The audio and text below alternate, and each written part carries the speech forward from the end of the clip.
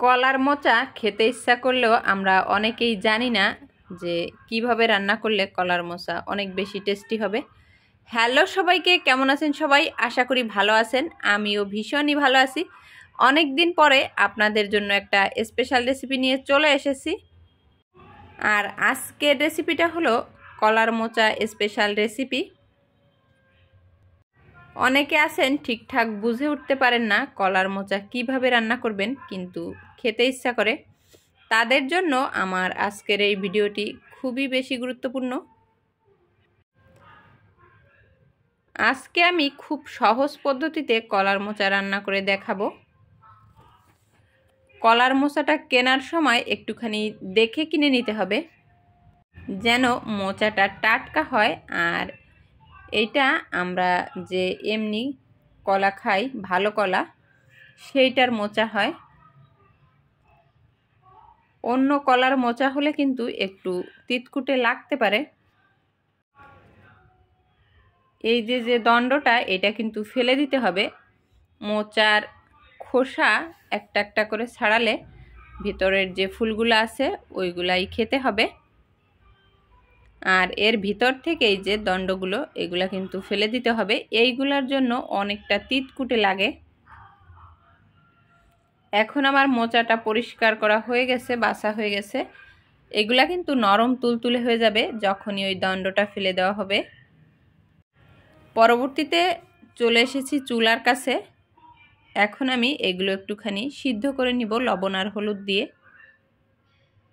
কলার মোচা বিভিন্নভাবে রান্না করা যায়, আজকে আমি একটুখানি ইউনিক পদ্ধতি দেখালাম। 1 চা চামচ হলুদ আর 1 চা চামচ লবণ দিয়ে দিব।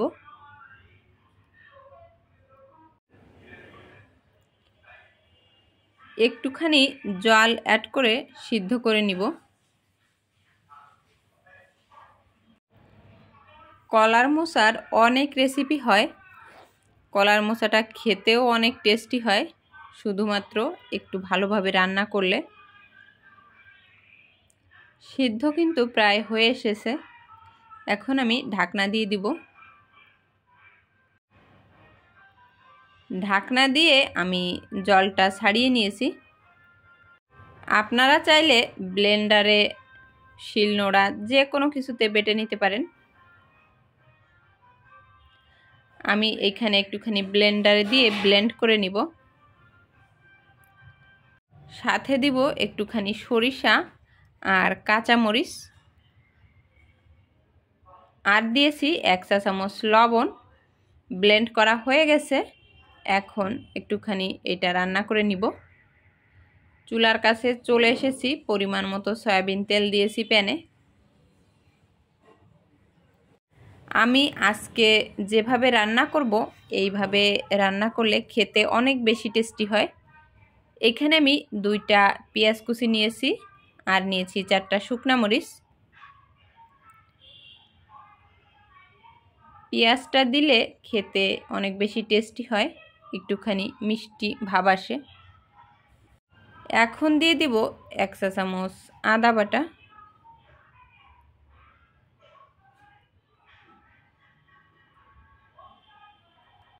সরি, একটুখানি বলার ভুল হয়েছে, এটা ছিল রসুন বাটা, আদা বাটা না। এখন দিয়ে দিব 1 চা চামচ জিরে গুঁড়া, 1 চা চামচ শুকনা মরিচের গুঁড়া দিয়েছি। আপনারা চাইলে এটা শুধুমাত্র কাঁচা মরিচ ব্যবহার করেও রান্না করতে পারেন। ব্লেন্ড করে রেখেছিলাম, সেটা এখন মিশিয়ে দিচ্ছি।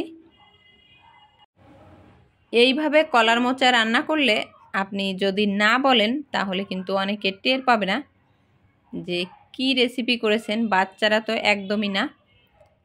কলার মোচা খাওয়াটা শরীরের জন্য অনেক বেশি উপকারী।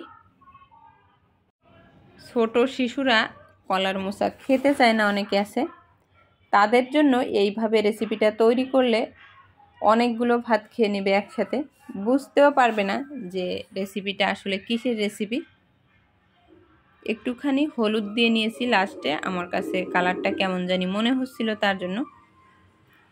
পরবর্তীতে দিয়েছি 1 চা চামচ লবণ। নামানোর আগে অবশ্যই আপনারা লবণটা চেক করে নেবেন। রান্নাটা কিন্তু প্রায় হয়ে গেছে। লাস্টের দিকে চুলাটা বন্ধ করে আমি একটুখানি নেড়েচেড়ে ঢাকনা দিয়ে রেখেছিলাম। এই যে রেসিপিটা নামিয়ে একটুখানি ডেকোরেশন করে নিয়েছি। তো ডেকোরেশনটা আমার কাছে একটু ভালোই লাগতেছিল। তো আজকের এই ভিডিওটি আপনাদের কেমন লাগলো অবশ্যই কমেন্টে জানাবেন। ভালো লাগলে ভিডিওতে একটি লাইক দিবেন। আজ এই পর্যন্ত, সবাই ভালো থাকবেন, সুস্থ থাকবেন। টাটা।